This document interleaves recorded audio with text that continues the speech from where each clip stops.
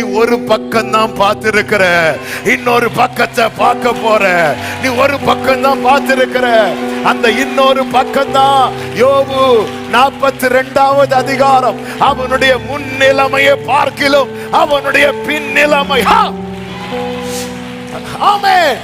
இன்னைக்கு அடிக்கிற புயல்ல நிறைய இழப்பு, நிறைய நஷ்டம், நிறைய வேதனை, நிறைய நிந்தை, நிறைய பரிகாசம். எத்தனை பேர் அது நடுவுல தான் இருக்கிறோம்? எத்தனை பேர் விசுவாசத்தோடு சொல்ல முடியும், இதற்குள்ளே எனக்கான வழியை கர்த்தர் வைத்திருக்கிறார், நாம் வாழ்வதற்கான மார்க்கத்தை கர்த்தர் வைத்திருக்கிறார்? நம்புறவங்க சத்தம் ஆமென் சொல்லி.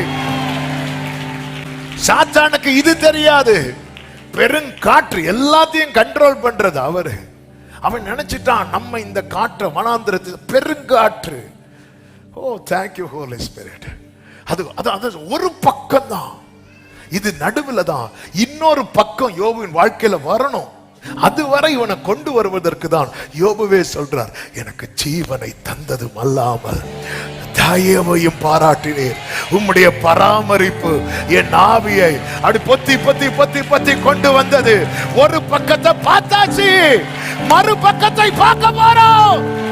ஜீசஸ் துன்பத்தை கண்ட, வருத்தத்தை கண்ட நாட்களுக்கு பதிலாக